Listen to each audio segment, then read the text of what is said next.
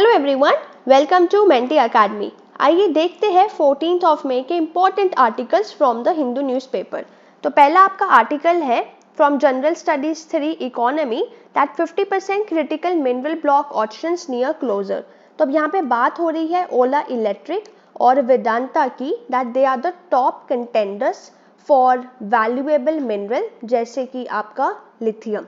तो यहाँ पे बात हो रही है कि 20 आउट ऑफ 38 वी कैन से कि ऑप्शंस ऑलमोस्ट फाइनलाइजेशन स्टेज पे है और जो 30 to 40% बिड्स है वो आपकी ऑप्शंस में ही रिसीव हुई है, जो दिखा रहा है कि प्रोग्रेस हुई है जब से हमने जो टेक्नोलॉजी है वो इन मिनरल्स के लिए स्टार्ट कर दिया है डेवलपिंग इन इंडिया।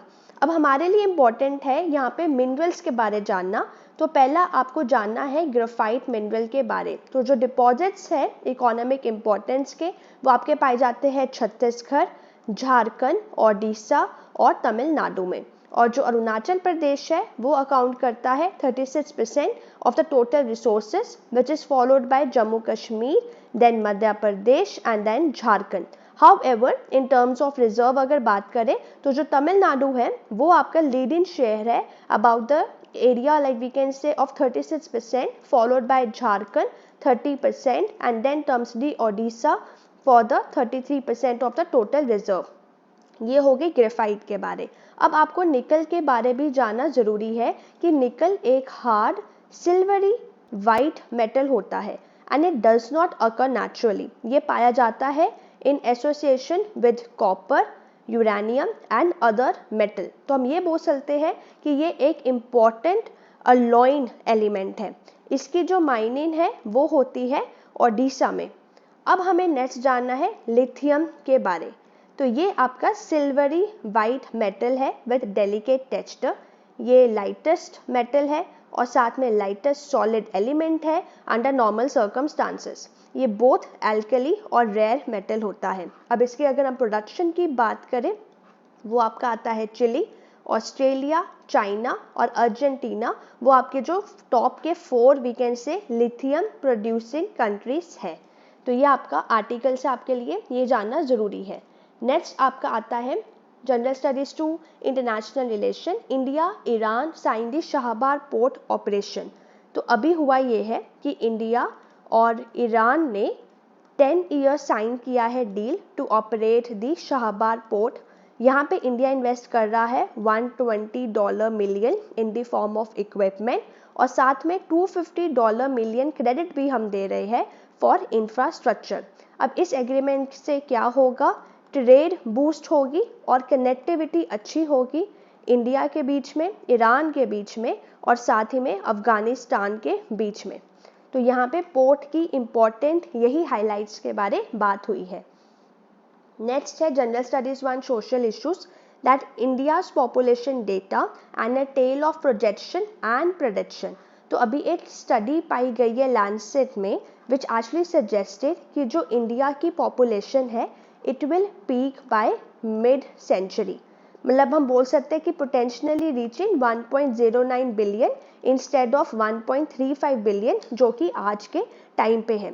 और जो फर्टिलिटी रेट है वो भी आपका प्रोजेक्टेड है to decline we can say sharply by because of the socio economic changes rather than जो आपकी गवर्नमेंट पॉलिसीज होती है। तो जैसे जैसे इंडिया मॉडर्नाइज हो रहा है अब पेरेंट्स प्रायोरिटाइज कर रहे हैं अपनी बेटर एजुकेशन में अपने बच्चों के लिए और अपॉर्चुनिटीज़ में। ये इसका एक आउटकम हमें अभी देखने को मिल रहा है। नेक्स्ट आपका है general studies 1 social issues that what is the legal position on the live in relationship. तो यहाँ पे अभी न्यूज़ में इसलिए ये बात हुई है कि जो लखनऊ बेंच है इलाहाबाद हाई कोर्ट का, उन्होंने रूल किया है कि जो मुस्लिम पर्सन है he cannot claim rights in a live-in relationship if he have a live-in spouse। तो कोर्ट ने ये स्टेट करा है कि इस्लामिक टेनेंट्स के according they do not allow live in relationships while marriage is still valid। तो जो प्रीवियस कोर्ट्स थे उनके वेरियस अलग अलग वी कैन से एक वेरिड लीगैलिटी पे बात हुई थी कि लिव इन रिलेशनशिप होना चाहिए या नहीं, किनी ने इनको एक्नॉलेज करा अंडर राइट टू लाइफ, लेकिन किनी ने इनको एज अ इमॉडल भी देखा कि हमारे इंडिया में it actually is potentially like we can say harm also as immoral activity. Next आपका है an overview of the smart city mission. तो जो स्मार्ट सिटी मिशन है इसका एम क्या था कि हम अर्बन एरियाज को एडवांस टेक्नोलॉजी इंटीग्रेशन के साथ डेवलप करें, पर बहुत ही हमें चैलेंजेस देखने को मिले और क्रिटिसिज्म।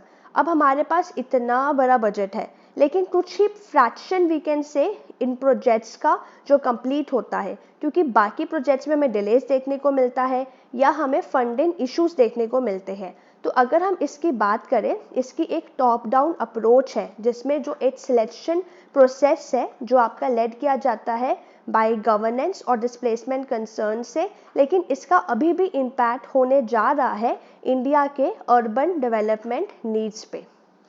तो ये ओवरव्यू था स्मार्ट सिटी मिशन का। नेक्स्ट आपका आता है adopting a transformative vision for mediation.